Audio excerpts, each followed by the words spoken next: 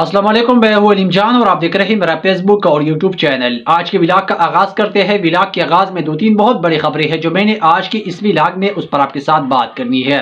एक तो अगर आप देखेंगे इस वक्त पाकिस्तान की जो सियासत है उसमें मुकम्मल तौर तब्दीली आपको देखने में नजर आएंगी। अगली जो एक हफ्ता है वो इंतहाई अहम है पाकिस्तान की तारीख में और पाकिस्तान की सियासत में। सब चीजें आपके सामने क्लियर होती नजर आएंगी। इस वक्त अगर आप देखेंगे नवाज शरीफ और इसके साथ मोहसिन नकवी और ऐसी बहुत सी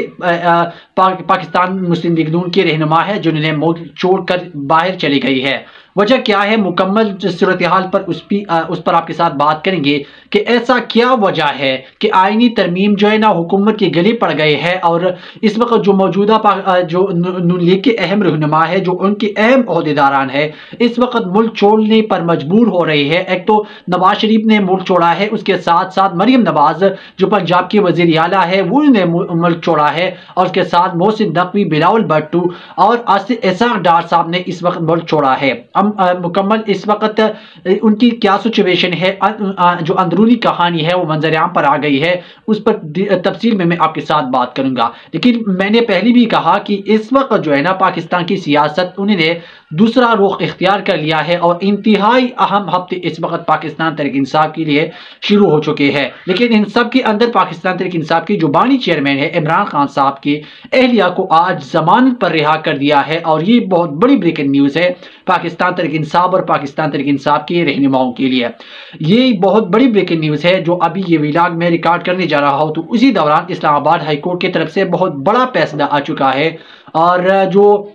चीफ जस्टिस की तकर्री के बाद जो पाकिस्तान तहरीक इंसाफ एक तो चीफ जस्टिस काजी पायदीसा की 2 दिन रह गई है और उसके बाद वो रिटायर हो जाएगा और उसके बाद जो जस्टिस याहिया अफरीदी जो है ना वो सुप्रीम कोर्ट ऑफ पाकिस्तान की चीफ जस्टिस बनेंगे। लेकिन आपको देखने में नजर आएंगे कि अगली जो 2-3 हफ्ते है या एक हफ्ता पाकिस्तान की सियासत में इंतहाई अहम किरदार अदा करेगा और पाकिस्तान की सियासत यह साबित करेगा कि पाकिस्तान की सियासत किस तरफ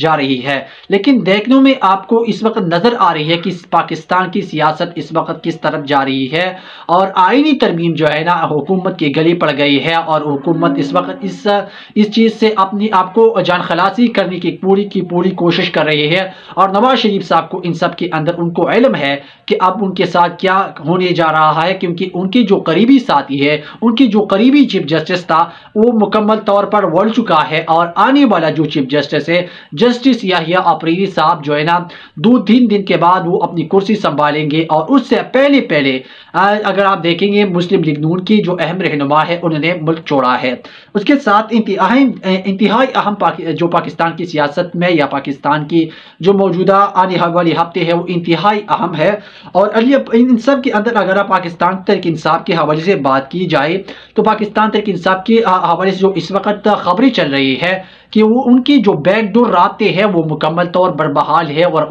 पाकिस्तान तहरीक इंसाफ जो है ना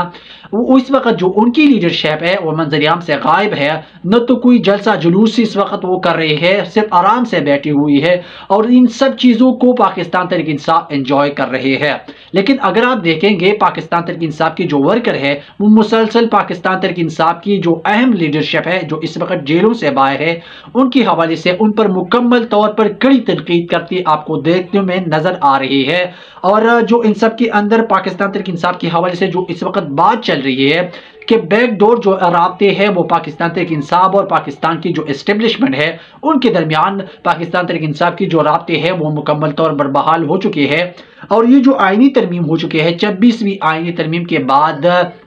ये जो चीज़ है ये हुकूमत के गले पड़ गई है और उससे पहले नवाज शरीफ साहब ने मुल्क को खैराबाद कह दिया है, इसहाक डार साहब ने भी इसी तरह मुल्क को खैराबाद कह दिया है। लेकिन इन सब के अंदर जब आईनी तरमीम हो रही थी तो उसी दौरान इस्टेब्लिशमेंट की कुछ अहम रहनुमाओं ने जो इस्टेब्लिशमेंट के जो अहम अहदेदारान है जो मुख्तदर हलक़े है उन्होंने पाकिस्तान तहरीक इंसाफ के साथ बाज़ाब्ता तौर पर रब्ता किया और जो लो लेवल तक रब्ता नहीं किया गया था बल्कि ऊपर लेवल के जो अहम जो इस्टेब्लिशमेंट के नुमाइंदे हैं उन्हें पाकिस्तान तहरीक इंसाफ के साथ रब्ता किया और उन्हें ये बावर कराया गया था कि अगर आप आईनी तरमीम कर देते हैं, उनको पास करने देते हैं, उनकी हमायत कर देते हैं तो हम जो है ना आपको ये जो सारा सिचुएशन है या जो ये निज़ाम है आपकी तरफ कन्वर्ट करेंगे और हुकूमत वो भी आपको देंगे और जो चाहेंगे आपको हम वो देंगे। लेकिन पाकिस्तान तहरीक इंसाफ ने जो सभी काज़मी साहब ने उसी हवाले से कल रात भी एक अहम व्लॉग रिकॉर्ड कर लिया था और उन्होंने कहा कि पाकिस्तान तहरीक इंसाफ की जो मौलाना फजलुर रहमान के जरिए उनके जरिए उनको पैगाम भिजवा दिया था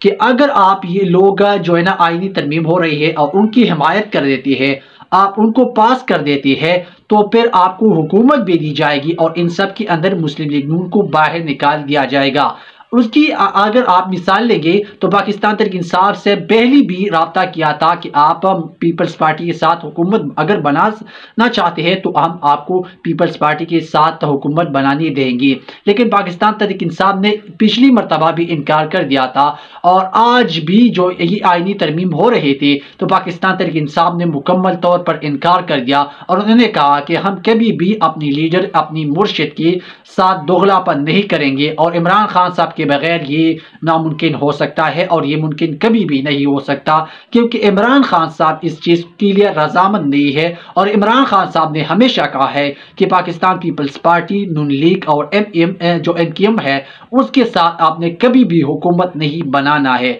चाहे कुछ भी कर ले, एस्टेब्लिशमेंट हो या हुकूमत हो। चाहे उन्होंने इमरान खान साहब ने कहा कि मैं 100 साल कभी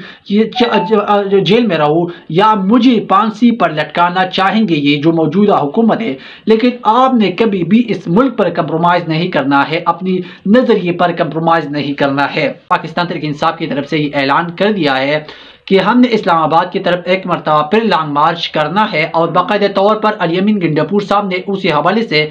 बहुत क्लियरली अंदाज में कहा है कि इस मरतबा जब हम इस्लामाबाद जाएंगे तो इस मरतबा हमारी लॉन्ग मार्च होगा और जो भी इस वक्त पाकिस्तान तहरीक इंसाफ के MNAs है, MPAs है या जितने भी ओहदेदारान है पाकिस्तान तहरीक इंसाफ के साथ उनका ताल्लुक है, तो इस मरतबा इस लॉन्ग मार्च में वो शिरकत करेंगे, चाहे वो पंजाब से ताल्लुक उनका हो, खैबर पख्तूनख्वा से ताल्लुक हो या सिंध से हो, बलूचिस्तान से हो या गिलगित बल्तिस्तान से हो या आज़ाद कश्मीर से हो, जहाँ से भी हो पाकिस्तान तहरीक इंसाफ का ताल्लुक हो और उनकी ओहदा पाकिस्तान तहरीक इंसाफ की तरफ से हो तो वो इस लॉन्ग मार्च में ज़रूर शिरकत करेंगे। और इस मरतबा हमने तब तक नहीं आना है डी चौक से जब तक इमरान खान साहब की रिहाई नहीं होती। लेकिन इन सब के अंदर अगर आप देखेंगे पाकिस्तान तहरीक इंसाफ ने तो अपना लायमन तैयार कर लिया है, लेकिन 26वीं आईनी तरमीम के बाद ये जो तरमीम हो गई है ये हुकूमत के गले पड़ गई है। असल में ये जो जंग इस वक्त जारी है, इमरान खान साहब ने जो जंग छेड़ी है,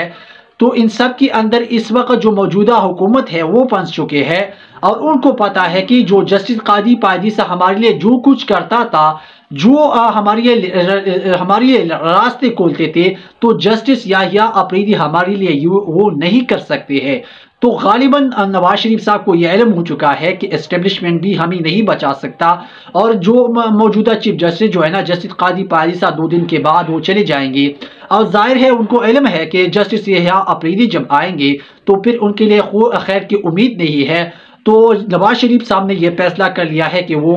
उनके लिए बेहतर यही है कि वो मुल्क छोड़कर चले जाए। पाकिस्तान तहरीक इंसाफ की जुबानी चेयरमैन है इमरान खान साहब के जो अहलिया है उनको जमानत पर रिहाई दी गई है और अब तक जो इस वक्त ये व्लॉग में रिकॉर्ड करने जा रहा हो तो इस्लामाबाद हाई कोर्ट के जो जस्टिस मियां हसन